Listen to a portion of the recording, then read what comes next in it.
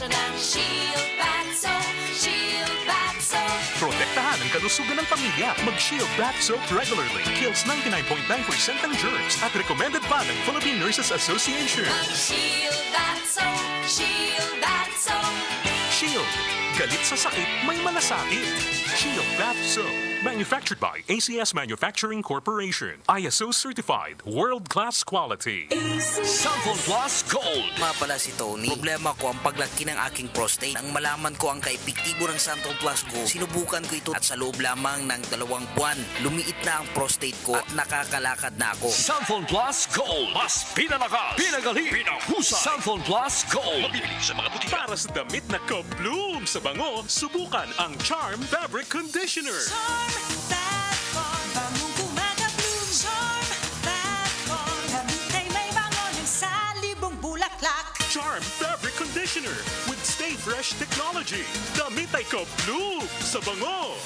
Charm that form, bangong kumaka-bloom. Charm that form, damit ay may bango ng salibong bulaklak. Charm Fabric Conditioner. Manufactured by ACS Manufacturing Corporation. ISO certified. World-class quality. Siguradong sasayangin yung tahanan sa hatid ng RMN Radyo Saya. Abangan at sumali sa live online trivia game contest ng RMN Radyo Saya sa RMN DZXL 558 Manila Facebook page para sa tsansang maglaro ng ruleta at manalo ng 100 to 300 peso cellphone load hanggang 500 peso cash. Kaya sali na! Hatid ng Cream Silk Standout Straight. Get healthy, beautiful hair. Kasama ang RMN DZXL 558 Manila. Visit RMN DZXL 558 Manila Facebook page for more details. Promo runs from January 3, 2021 to February 26, 2021 per DOH FDA CCRR permit number 0842 series of 2020. Boom, papaya, white rose papaya, yeah, yeah, yeah. Boom, puti ka in 7 days, oh yeah, yeah, yeah, yeah, yeah, yeah. White rose papaya. New White Rose Papaya. May double whitening ng papaya extracts and vitamin B3. Clinically proven magpaputi in as early as 7 days with regular use. Boom, puti ka, white rose papaya, yeah, yeah, yeah, yeah, yeah. Papaya puti, papaya fast. White Rose Papaya with vitamin B3. Manufactured by ACS Manufacturing Corporation. ISO certified world-class quality. ACS. Hoy kapatid, gusto mo ba na yumaman? Takbo na sa malapit na lutuhan. Simple lang naman ang iyong kailangan. 20 na lang ulit ang ating puhunan. Ito ay laro na galing sa puso. Nakatulong ka ba sa kapatao? Balikloto sa mababang presyo. May pag-asa makamit ang pangarap mo.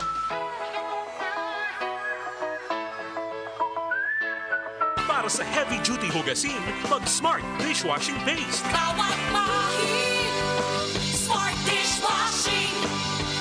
Smart, linis, solid. Smart dishwashing. Smart Dishwashing Paste. May double tanggaling formula. Solid magtanggal ng heavy-duty sebo sa kawalit kaldero. Solid din magtanggal ng bakterya. Kaya number 1 na ang Smart Dishwashing Paste. Bawat mahig, linis, solid. Smart dishwashing. Smart Dishwashing Paste. Manufactured by ACS Manufacturing Corporation. Ang pag-ibig na laging nariyan. Pansinin mo lang, di ka iiwan. Isang klik lang, handang ibigay ang hanap mo. Kasi ako ang virtual pag-ibig na kailangan mo. Simula savings hanggang sa loans, ipapakita ko lagi sa'yo ang status mo. Kung may kailangan kang malaman, bayaran, o kung kailangan mong mag-loan at humiram. Ang pag-ibig ko, isang klik lang. Feel the pag-ibig. Visit Virtual Pag-ibig at www.pag-ibigfund.gov.ph. Sundin ang tamang oras at araw ng paglabas ng bahay para makaiwas sa dami ng tao at makaiwas makakuha ng virus. Isang paalala mula sa ACS Manufacturing, maker of Shield Bath Soap. Lumipas at magbago ang panahon. Iisa at nakatatak ang kauna-unahang himpilan sa paghahatid ng serbisyo publiko at balita. Ito ang Radio Mindanao Networks. Higit 6 na dekada sa paglilingkod sa masang Pilipino. Sa Metro Manila, ito ang DZXL 558 Radyo Trabaho. Ang inyong gabay sa hanap buhay. Ang mga susunod na opinyon at komentaryo ng programang Sapagkat Mahal Kita ay sariling paninindigan at saloobin ng program anchor at hindi kumakatawan sa posisyon ng DZXL RMN Manila. Sapagkat mahal kita, mahal kita. Filipinos in America, kumusta na sila? Ano ang kanilang istorya? Yeah, naririnig kayo, Congresswoman dito sa New York area. Can you hear our audio? Naririnig ko po kayo. Tingin ng boses, pananaw, saloobin ng mga kababayan natin nasa ibang bansa sa iba't ibang issue sa kanilang pinakamamahal na bayang Pilipinas. Saan kukuha ng ikabubuhay ang mga mahihirap na ito? Sapagkat mahal kita. Kasama patikang radio broadcaster na si Don Lino mula sa Amerika at co-host na si Lourdes Escaros. Maririnig ng live sa WRMN New York, USA at worldwide sa pamamagitan ng Facebook at sa YouTube. RMN News Nationwide, the sound of the nation. Sapagkat mahal kita. Sapagkat mahal kita. Tuwing linggo, alas 10 hanggang alas 11 ng umaga. Dito sa Himpilang Extra Large sa komentaryo DZXL 558. I'm coming home to nilayasan. Dinggin ng boses, pananaw, saloobin ng mga kababayan natin nasa ibang bansa sapagkat mahal kita. Magkasama araw ho ng linggo at every Sunday 10 to 11 in the morning. Mga usapin talaga yan mula sa Pilipinas at iba yung dagat. Sapagkat mahal Ihatid kita. po namin sa inyo mula po sa Pilipinas. Ako si Radyoman Lourdes. Sapagkat mahal kita. Puntahan na ho natin ang mga balita kaganapan dyan sa Amerika. Kasama natin si Don Lino, Celle. Sapagkat mahal kita. Time check! 2 minuto makalipas ang ikasyam ng gabi. Sabado, dito sa Sapagkat Mahal Kita, Pilipinas, Luzon, Visayas at Mindanao. Welcome back, Lourdes Escaros. Dire-diretso na ang ating biyahe. Marami tayong mga nakasuksok dito sa bayong ng mga mahalagang balita na kailangan marinig dyan sa Pilipinas, dito sa Amerika ng mga Pinoy, at sa iba't ibang panig ng Europa, saan man. Okay. Anyway, makatapos kong banggitin ang mga headliners dito at iba pang pag-uusapan, hihingi tayo una ng mga headliners nila sa Metro Manila. At kung may karagdagang may bibigay na informasyon patungkol sa flight attendant na si Miss Dacera, sapagkat mainit pa rin na yan ang pinag-uusapan dito, na si Rambo Labay na pinasasalamatan natin ay nagbigay ng mga informasyon patungkol sa mga development. Okay, hihingi tayo una para hindi naiipit sa oras itong si Lourdes Escaros sa huling bahagi ng ating segmento. Anyway, dito ang gobernador ng California na si Governor Newsom ay nalalagay na sa alanganin. Gawa ng may kilusan na nagtatagumpay sa pagpapipirma sa mga mamamayan ng California na tanggalin na ang gobernador na si Gov. Newsom dahil sa kanyang mga kapalpakan. Pag-uusapan natin yan. Number 2, yung sinasabing impeachment na magaganap dito sa Amerika laban kay former President Trump na another kabalbalan sapagkat ito ay hindi pinabalita ng mga fake news. Pangatlo, karagdagan dun sa mga iba pang pag-uusapan, ang sitwasyon ni Kalansay Biden na kapapasok lang na Pangulo ng Amerika dito sa China. Gawa ng maraming kontrobersyal na lumalabas na issue at kalit-kaliwa ang mga independent na mga news media na pinag-uusapan ito sa mga independenteng telebisyon na malalawak ang nararating.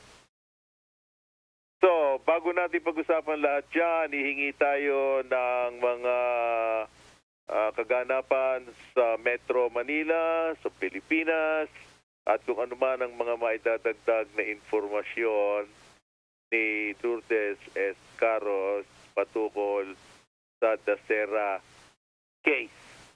Go right ahead, Lourdes. At kami makikinig sa iyo dito sa Estados Unidos ng mga Pinoy. Wala pang update, Don Lino, dahil sabi ng NBI ay ilalabas nila ang kabuang detalye ng kanilang pagsusuri sa mga labi ni Christine at yung resulta ng kanilang investigasyon sa mga susunod pa na mga araw.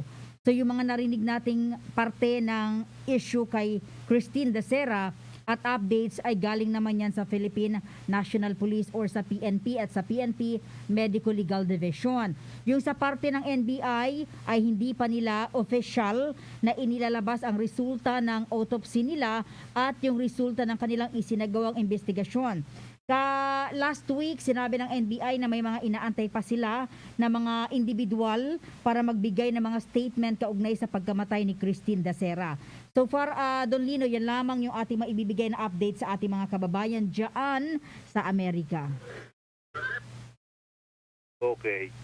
Ano pa ang ibang mga happenings dyan o mga kaganapan na kailangan malaman ng mga Filipino-Americans dito and immigrants sa iba't ibang panig ng Amerika at ng daigdig Well, na nakatutok dito sa ating palatuntunan? Naghahanda ang buong Pilipinas, yung bawat lokal na pamahalaan sa pagdating ng bakuna mula sa iba't ibang mga kumpanya sa China, sa Amerika at dyan sa Europa na ibibigay sa mga frontliners at ilang pang mga pili pa lang na sektor ng ating pamahalaan.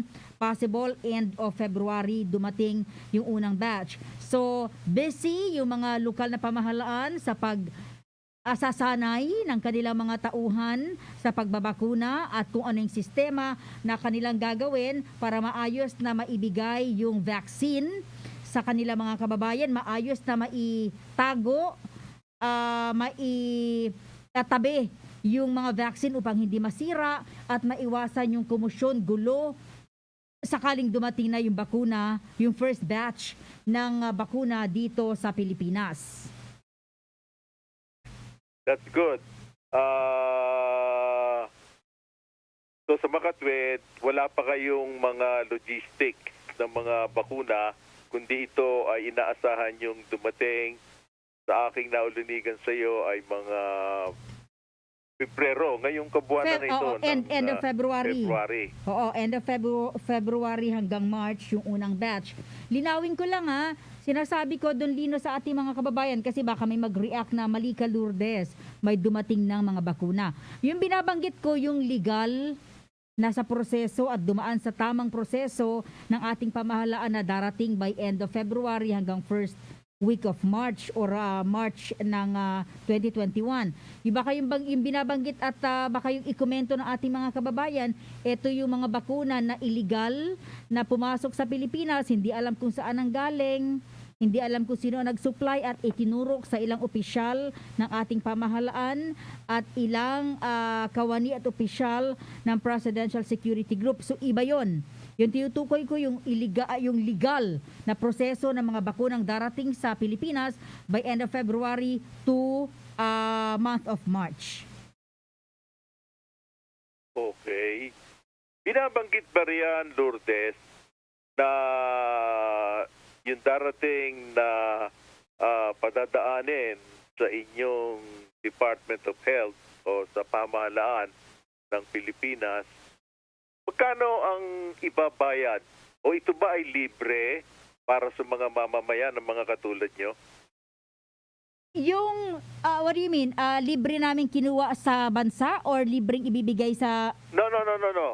What I mean is, yung ibabakuna dun sa mga tao, Okay. yung mga tao bang babakunahan dyan, libre? Yes. Hindi magbabayad? Oo, libre ang mabibigyan ng bakuna sa mga initial na dating nito. Particular, yung mga health workers, frontliners, senior citizens, sinama na rin yung medyo may mga karamdaman, may hina na sakitin, may hina nating mga kababayan.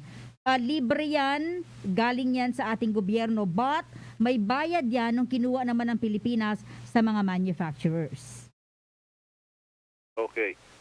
So, yung mga mamamayan, makatapos yung mga frontliners, makatapos yung mga old citizens, ang mga nasa gobyerno, kasunod na ngayon yung mga milyong-milyong mga Pilipino, ang sinasabi mo, libre lahat yon. Yon ay parang donasyon na sa kanila ng pamahalaan. Is that what you're saying? Yes, Don Lino. Oo, okay. Well, anyway, isa mong katanungan ko sa'yo, merong lumabas na balita rito na nababasa ng mga Pilipino, of course, concerned sapagkat gustong magpakasyon dyan. Manila Bulletin ang nagbalita nito na sa darating na ika-21 ng Pebrero, hindi na papapasukin sa Pilipinas ang mga turista. Although merong rider na may exemption. Okay? Ito ay, kumakalat ngayon dito sa Amerika at yung iba ay naliligalig sapagkat sabihin paano ngayon ito? Kami American 60 cents na. Are we considered tourists?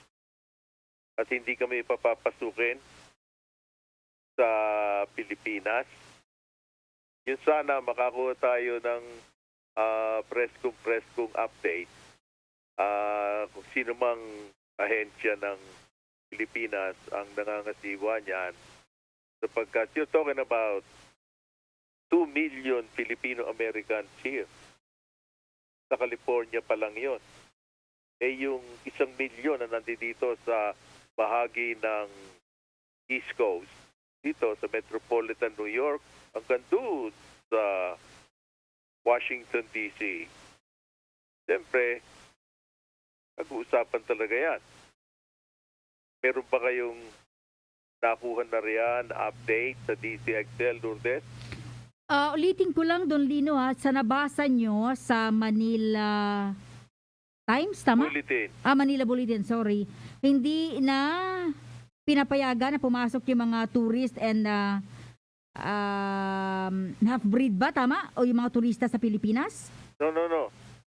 Hindi na papapasukin. Okay. It's in the future. Sa darating na ika-21 ng Pebrero, which is 2 weeks from now dahil asa pa lang tayo rito sa Amerika So, mga 5 araw pa. No, 10 days. 10 days. Hindi na pwedeng pumasok dyan ang mga turista. Only because of the COVID. Okay? Hindi sinasabing ayaw nila ng turista. Sapagkat madadali na naman ang inyong ekonomiya.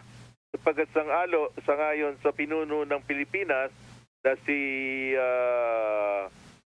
Rodrigo Duterte, 1 bilyong piso ang nawawala sa ekonomiya ng Pilipinas kada araw. Okay? Ngayon, kung walang papasok na mga turista, Pilipino, Australiano, Amerikano, Britanya, kung sino-sino man, na nais na bumisita riyan, sagalpak na naman yon sa ekonomiya ng Pilipinas. So, it's a future tense. Meron na ba kayong naaamoy na balita na paiiralin yan sa darating na ika-21 ng Pebrero? Actually, Don Lino, ang tingin ko, Ako, pa-check din lang kung yun talaga yung lumabas. Kasi sa press briefing ng Malacanang noong Huwebes, mas inanuhan nga siya mas loosen up ang tawag dito, mas niluwagan. Mas niluwagan na yung mga foreigners na papasok sa Pilipinas. So sa Interagency Task Force for the Management of Emerging Infectious Diseases Order, expanded pa yung mga list na mga foreigners na pwedeng makapasok sa Pilipinas sa kabila po ng may pandemic. So mas maluwag na ngayon. Ang kinakailangan lamang nila, ito yung magsisimula by February 16. Ang kinakailangan lamang ng mga foreigner na papasok dito ay meron silang existing at valid na visa sa pagpasok sa Pilipinas. Pangalawa, dapat ay meron silang pre-book accommodation for at least 6 nights sa mga accredited na quarantine hotel at facility. Meron din silang dapat maipakita na result ng RT-PCR test 6 days after their arrival. Hindi na yung 6 days before. Dapat pagdating nila rito, bilang tayo ng 6 na araw, swab test sila para malaman kung sila ay positive or negative sa COVID-19. Ito yung mga cover niyan. Only foreigners with valid visas, kasama po yung mga personnel na accredited ng international organizations, yung mga United Nations, yung mga asawa at mga minor de edad na mga Filipino citizens, sila po initially allowed, pinapayagan na pong pumasok sa Pilipinas sa kabila po ng banta ng bagong variant ng COVID-19. So, yan ang latest, Don Lino. Okay. Pinapayagan na, niluwagan pa. So, meron ditong nagpadala sa akin na, let me just say this. Doon sa nagpadala ng mensahe sa messenger, ikinokorek ako sapagkat sabi Don Lino, baka nagkakaroon ng confusion ho. It says here, Manila Times ho ang nagbalita niyan, which is recent. Okay? At recently lang yan? Or bulletin. Kaya sabi, naguguluhan kami, gawa ng sang-ayon sila sa iyong sinasabing report.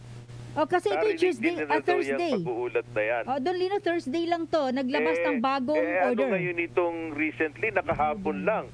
Biyernes dito, Sabado lang kami ngayon. Hindi ko alam saan nakuha ng Manila. Saan natapot yun ng Manila Times o Manila Bulletin. Ayoko naman sabihing fake news yun. Sapagkat I think Manila Times and Manila Bulletin are credible newspaper, you know. So, mangamoy-ngamoy lang kayo dyan at bigyan nyo kami ng update dito para itong mga isang katutak na mga nakikinig dito sapagkat mahal kita Pilipinas every week ay busog na busog sa impormasyon. Now, dito sa Pilipinas, sa mga nagtatanong sa inyo, okay, unahin ko itong kabalbalan sa impeachment ng former President Trump. Ito po ay umaani ng malawak na kritisismo buhat sa kanilang sariling partido ng Democrat.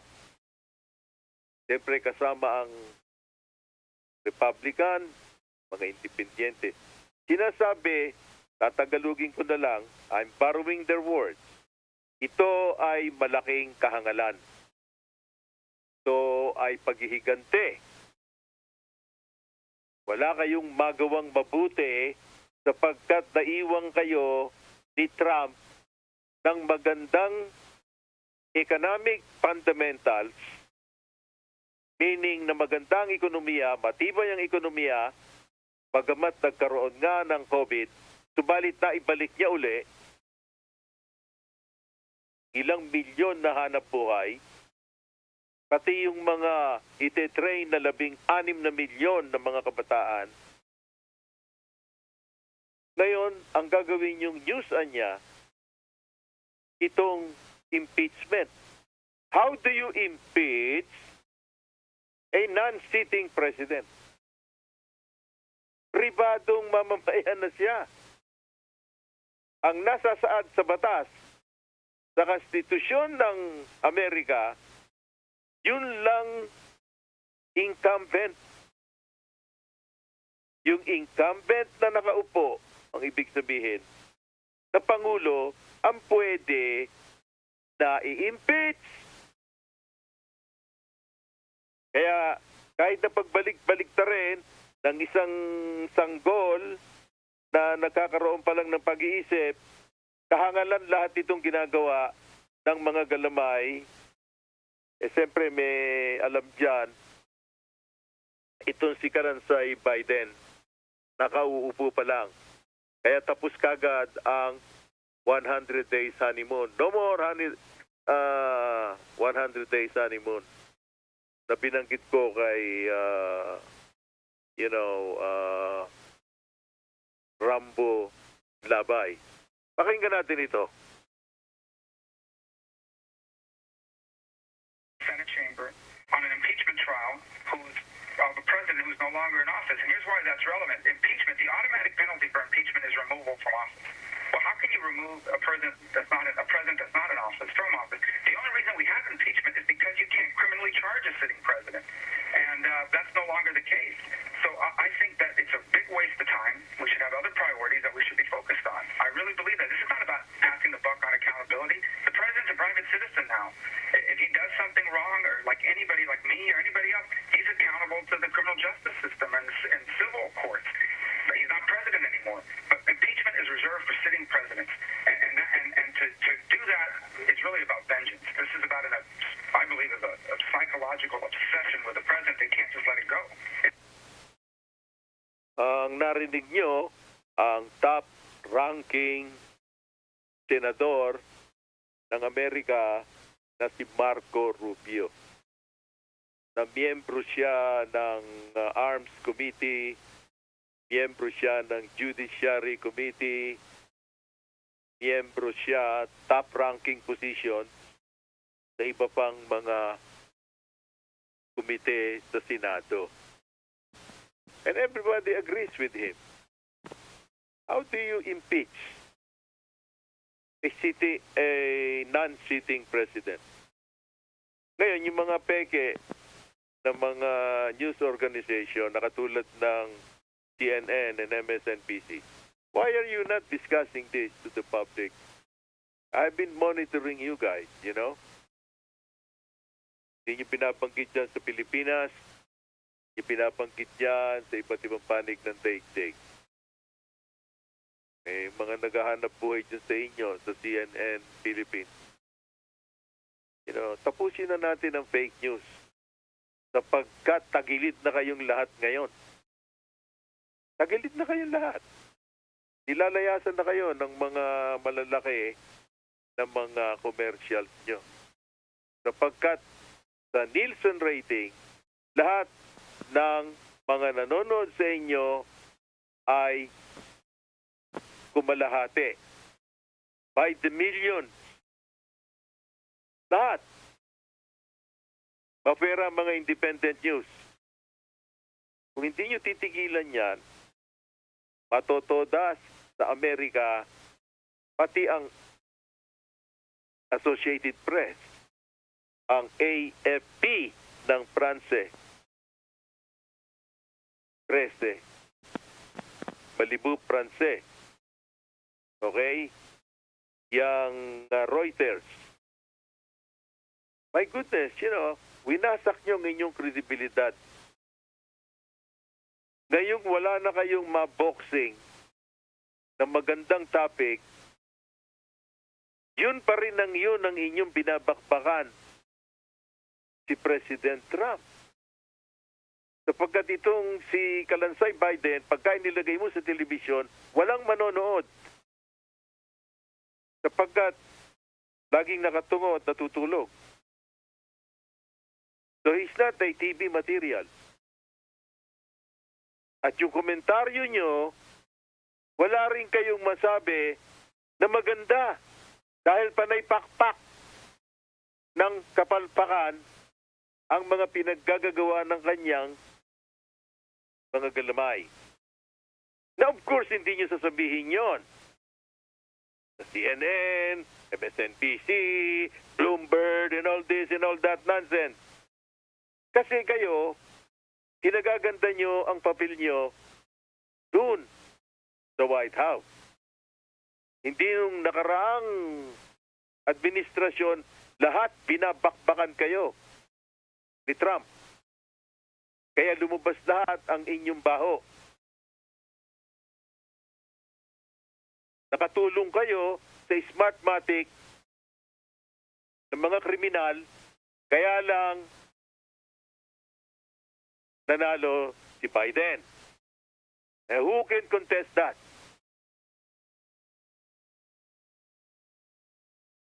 Yon ang mga mainit dito.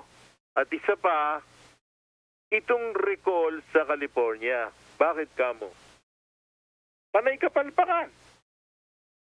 Yung distribution ng bakuna, hindi malaman kung paano gagawin. Samantalang sila ay binigyan na ng administrasyong Trump bago tumungo ng Florida. Si Donald Trump as a citizen. Ilang milyon ang ibinigay dyan sa California kayong mga Pilipino riyan. Hanggang ngayon, wala pa ang nababakanahan sa inyo. Sa kapalpakan ng inyong gobernador. Yun ang dahilan kung bakit ang mga alkalde nyo sa buong California nagsama-sama at hindi ko na sila isa-isa para humingi ng consensus sa mga mamamayan diyan sa California kung dapat nang tanggalin ang inyong gobernador. The answer is overwhelming yes.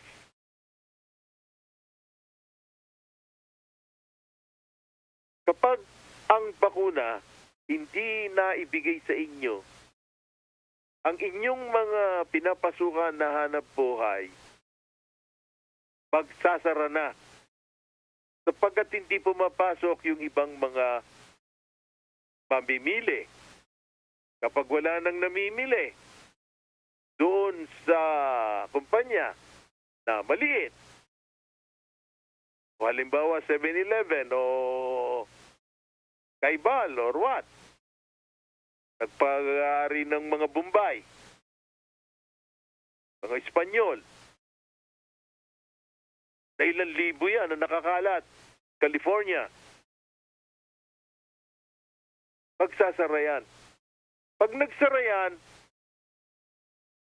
paano ngayon yung mga tatanggalin ng mga mamamayan, ng mga naghahanap buhay doon? At itong katangahan ng inyong gobernador, matagal na itong pinagpapasensyahan. Ngayon, lalo lumaki ulo at naging arugante. Alam natin na siya ay kumakain sa mga magagara ng mga restaurant sapagkat asawa niya ay isang billionaire at wala siyang pakialam sa inyo kung kayo mangisay dyan sa California. Kaya kayong mga nakikinig dyan, and I know you're listening to this broadcast, gamitin nyo sentido común nyo. Pumirma kayo doon sa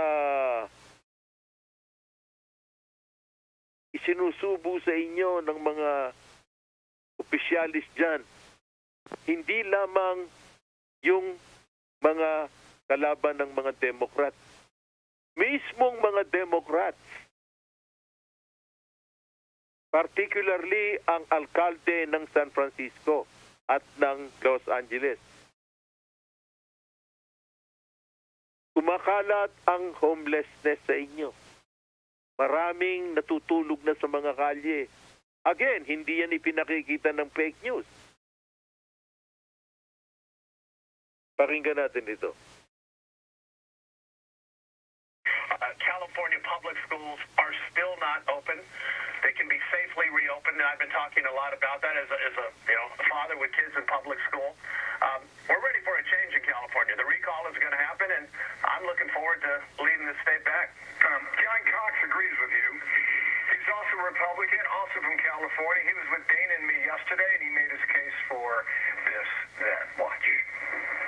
Newsom has failed on the vaccine distribution. He's kept small businesses closed and crushed them, and he's kept our kids out of school and off their activities and really destroying the mental and emotional health of our kids. People are just sick of career politicians who just talk and bloviate and practice politics and cater to the lobbyists. So let's see where this recall goes. But you can get a challenge from other Republicans. Who's supporting you?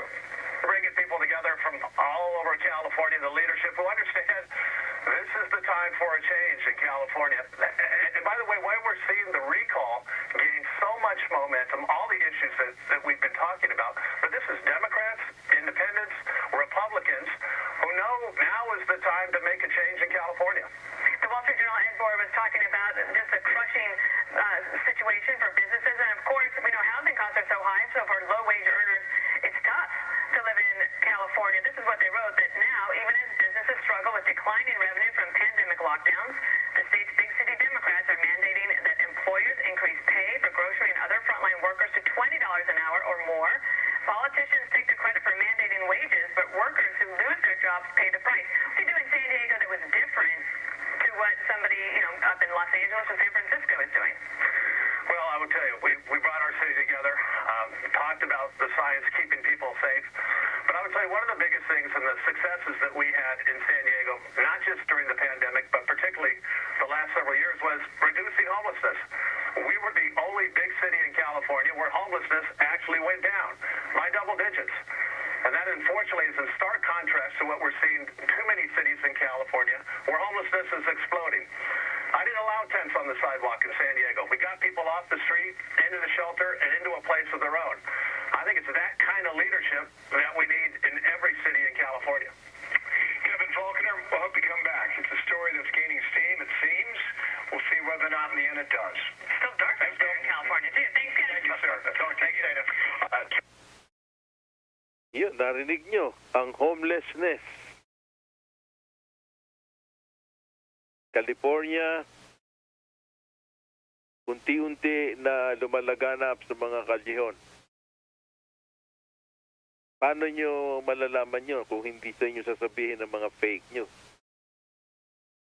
Paano nyo malalaman nyo kung hindi ba ilalagay ng mga consolidator ng mga pahayagan na katulad ng Reuters, ng Associated Press, ng AFP, na nagiging source ng Philippine Daily Inquirer, Manila Bulletin, Manila Times, Philstar. I can name names. Because now, tinututukan ko talaga ang media sa Philippines. Tulad na nabanggit ko, tapos na yung panahon na papogi. Kailangang maging matalino ang mga nakikinig dito sa palatuntunan ito. Yung mga medyo sa inaakala nila ay mapurol at wala silang interes na magkaroon ng malawak na kaalaman sa buong daigdig na nakaka-apekto dyan sa ekonomiya nyo. Why? By the way, sa 3 milyon ng mga Filipino-Americans dito ang immigrant, 30 bilyon dolyares ang aming itinutulong sa ekonomiya ng minamahal na bansang Pilipinas. 30 billion darn dollars. Saan kayo dadampot nun? Yun ang itinutulong sa inyo. Kaya kailangan ding malaman ng mga Pilipino rito, ano ba ang dadatnan namin doon pag nagbakasyon kami? Ano ba sitwasyon ngayon doon na tatanungin ko si Lourdes mamaya kung meron pa kaming oras. Kapag usap-usapan dito, may mga kababalik lang. Alam mo, yung manok, ganun ang presyo. Yung baboy na doble, yung ganun-ganun. Siyempre, pagka nasa restaurant ka rito, yung mga nurses na ito, mga doktor at kung sino-sino negosyanteng Pinoy, mga abogado, they're interested to talk ng mga kabuhayan sa Pilipinas. That's right. Dahil nga nagpapadala riyan ng tulong. Anyway, pabalik tayo dito kay Newsom. Yan ang kapalpakan niya. Kaya kailangan tulungan nyo kayong mga Pinoy dyan sa California na matanggal na at ilan na lang, malapit na, 1 pulgada na lang, 2 milyon na signatures, mga pirma. Pag sagalpak nun sa 2 milyon, okay na. Pwede nang magkaroon ng matuling eleksyon. Yun ang recall na sinasabi. At alam natin na matatalo. Kahit na Democrat ang lumaban, kahit na independyente, kahit na Republican. Talsik yan. Tinama ng hudas na yan na si Governor Newsom. That's right. Ngayon, may problema itong si Biden sa China. Kapagkat na nabanggit natin last week, gusto niyang maintainahan ang ugnayan sa negosyo with China. Hindi siya makakilos gawa ng maraming pupula sa kanya. Sapagkat bilyon-bilyong dolyares ang ibinabayad dito ng China sa taripa. Kapag binuksan niya ang mga embahada rito na naman ng mga Chinese, communist sa Amerika, babanatan siya rito sabay-sabay ng mga media na independyente na I've been saying, malaki ang kanilang nararating, especially sa radio broadcast. Bakit?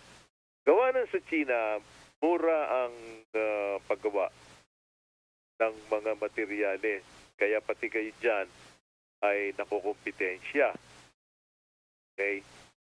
Kaya yung mga medyo matatakaw na mga Amerikano, na mga korporasyon dito sa Amerika, kasama dyan si Bill Gates, kasama dyan kung sino man, gusto nila doon dinadala ang kanilang mga, alam niyo na, materyales para gumawa ng mga computer dahil ang tubo nila malaki pagbalik dito sa Amerika. Yung problema, yung mga Muslim OGR, URG yata ang tawag doon, kawawang mga bata, binabayaran lang yun ng sentimos. At yun ang pinagagawa at nagiging subject sa international human watch. Sapagkat sinasabi na ito, naaabuso yung mga batang yan. Kabata-bata. Mga nasa factory na.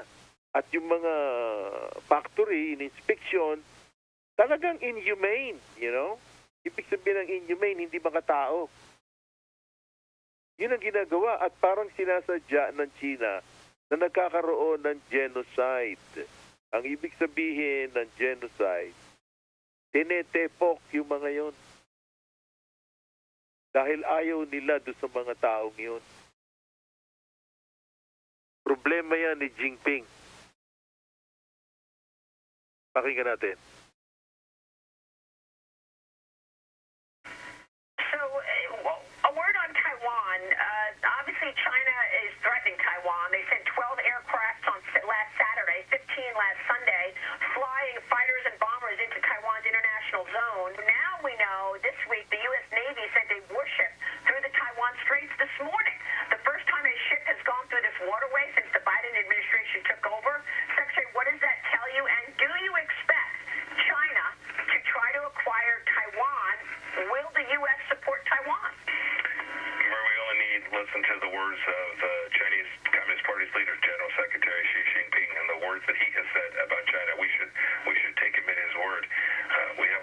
policy that recognizes there is only one China, but we have a deep commitment, a legal commitment to support the people of Taiwan. The Trump administration did that. We offered for sale billions and billions of dollars of weapons to help them defend themselves. It's the right approach. The wrong approach, Maria, every time with respect to Taiwan is appeasement or cowardice, or allowing the Chinese Communist Party to think they can bully us or bully the Taiwanese people into something that allows the Chinese Communist Party to do to them what they did to the people of Hong Kong. That would be unacceptable. Yeah, I mean, look, just what's happening in Hong Kong should be enough to spur the Biden administration to say something, to get involved. They've acquired Hong Kong, I mean, it seems. And then, of course, the U.S. has said it is deeply disturbed by the reports of systemic rape and sexual torture of Uyghur women detained and trapped in China's Xinjiang camps. Secretary, do you think the Biden administration understands these atrocities? So I made a determination that what was taking place in Xinjiang in the West was genocide. That's a big word for horrible atrocities like we've not seen in the world since the 1930s. You talked about forced rape. They're forcing women to be sterilized. They're holding people in the equivalent of internment camps. These are tragic things that the world needs to unite and say the Chinese Communist Party must stop treating these people this way. I think other countries begin to understand. Secretary Blinken in his confirmation said that he agreed that genocide was taking place. I hope the world will unite to push back against this horrible, despicable tragedy that's taking place in Western China today. Yan, narinig nyo, genocide. Yung naunang segmento, binanggit doon, ang ginagawa rin na paghahanda ng Taiwan na sinusuplayan ng Amerika ng armamento. Sapagkat nakakarandam ang Taiwan na may mga gagawing kaaliwaswasan ang China. Kaya hindi makakilos ng China kapag bago, tumungo ng Florida si former President Trump, siniguro niya na kumpleto ang kailangang armamento sa digmaan ng Taiwan. Yung sa Hong Kong, medyo hawak na yon ng China. Balit, may sarili yon na mga pinakikilos ng mga tao. Hiwalay sa mga tao ng pulit-puro ng China para naintindihan nyo.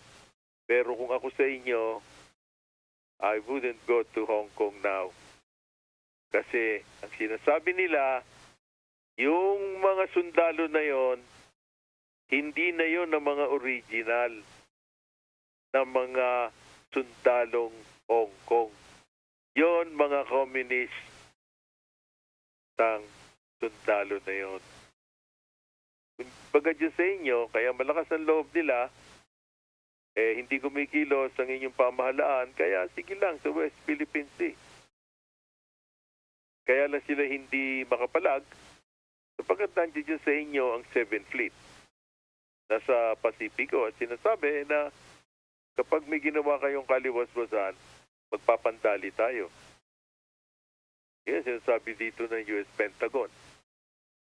At nandiyan pa rin ang mga napakaraming submarino na Polaris ng Amerika. Yan ang mga medyo hindi na ibabalita sa inyo sa mga fake news. Sapagat maganda para sa administrasyong Donald Trump. Katulad lang nito, yung Black Lives Matter na mga stupido at mga walang galang na mga kilusan na katulad ng Antifa, anti-fascist. Sinasabi nila na ayaw nila kay Donald Trump. Ngayon, ang hinahamon nila ngayon, itong si Biden. Kaya sumasakit ang ulo ni Biden. Nangangalansay na nga yung tao nakatandaan Pinasasakit pa nila ang ulo. At sinasabi ng mga mamamayan dito at ng mga media, banatan mo ng makatikim. Ipakulong mong lahat yan. My goodness. Wala. Hindi kumikilos eh. Hindi kumikilos. Parang takot siya. Kaya pinuna siya ng New York Post na napakalaki rito ang nararating niyan. Pahayagan na yan.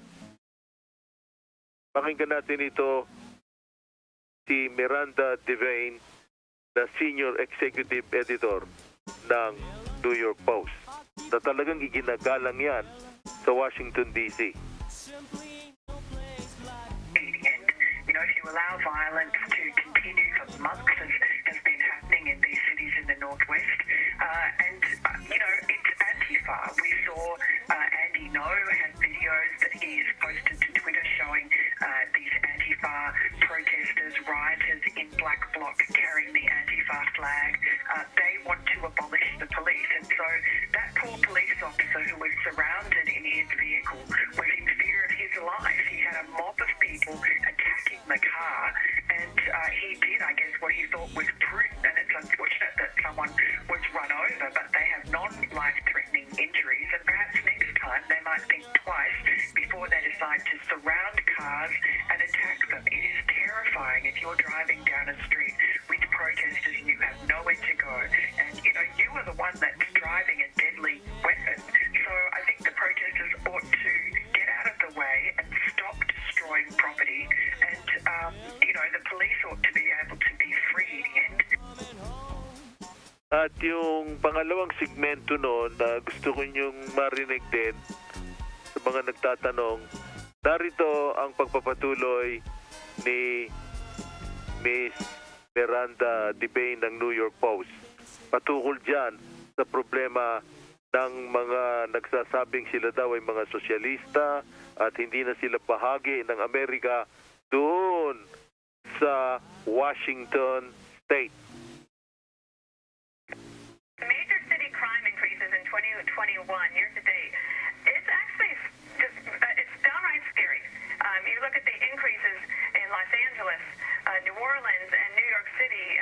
Increases double digits, sometimes triple digits in terms of shootings and homicides there in Los Angeles, percentage-wise. Does Joe Biden need to figure out a way to deal with this early on here? I largely agree with just about everything that's been said. Joe Biden and I both agreed early on you should not defund the police. I thought it was one of the dumber ideas if we're thinking about law and order and if we're thinking about communities that have suffered unfairly and unduly over the last several decades to stop the police from policing. I do think they're legitimate concerns, both sides, the Antifa or whomever they may be in Seattle or Portland or whatever city, they should be rounded up and prosecuted to the fullest extent of the law, and that should happen. And I hope it does. And Joe Biden and his team, including the DOJ. Yun, narinig nyo na inuudyukan. By the way, pinasasalamatan ko nga pala sila Maria Bartiromo, sila Dana Pirino ng mga tinatawag na round table na napakaraming nanonood niyan sa mga matatalino. Sila Judge, Hero. Okay. Ito ang mga nagdi-discuss. Kaya nalalaman ng mga tao nangyayari. Kasi yung iba nga ng mga fake news, hindi binabalita. That's right. Ngayon, mabalikan ko yung isang problema rito na pinuna ng Wall Street Journal na itong mga malalaking tech companies na katulad ng Twitter, Facebook, kinokontrol nila ang freedom of speech. Okay? Hindi tama ito. Gusto ko lang ihabol ito bago kami magpaalam ni Lourdes Escaros. What all Americans can do right now, and what I certainly find disturbing, having worked in the media as a journalist my entire professional career, are the calls and actions taken by the very largest technology companies, calls and actions by people who used to work in tech, and by by other journalists for censorship. This censoring of a story that was unflattering to the Biden campaign about his son Hunter, that really started it. But again, the coordinated action by three large technology monopolies, Amazon, Google, and Apple, because CNN wants to be a monopoly. I think everybody needs to unite and stand up against that because, again, it is patently un-American. It is patently un-American. Pero, Lourdes, mabilis na mabilis. Alam mo yung sinasabi na ang mga baboy daw, yung mga ibang mga karne dyan, tumaas daw ng halos 50%. Is that true? Yung mga ikinikwento rito ng mga kagagaling lang dyan, Lourdes? Okay, tumaas na ho yung presyo ho ng baboy at ng manok. Dahil sa kulang ng supply ng baboy at sa manok naman ganun din. And alam naman ninyo na tinatamaan ho kami ng African Swine Fever, ASF. Pero ang kagandahan ho dyan ay naglabas ng kautusan ang Malacanang na dapat magkaroon ng price ceiling. Ibig sabihin, halimbawa, ang presyo ng karne nasa 300 per kilo, hindi siya pwedeng tumaas doon. Dapat bumaba pa siya doon. So, totoo yan doon, Lino. Nasusunod naman yon yung kautusan na yon. Hindi na usunod yun. Kasi wala naman talagang baboy, tsaka manok. Hindi mo naman pwedeng pilitin yung mga mga nagtitinda sa palengke. Yung mga yan, kumukuha rin sa kanilang mga sa mga supplier. So dapat ang pinipiga ng Malacanang yung mga supplier, hindi yung mga maliliit na nagtitinda sa palengke. Ay, kinuman ang karambat. Anyway, maraming salamat sa iyo, Lourdes, at paalam ka na muna rito. And we'll see you next week. Thank Go you right so ahead. much. Thank you, RMN New York, USA. Thank you sa mga tagapakinig natin online. Thank you, Don Lino, Celle, mga kasama mula sa Pilipinas. Ako si Radyo Man Lourdes, Escaros. Opinyon at komentaryo ng programang Sapagkat Mahal Kita ay sariling paninindigan at saloobin ng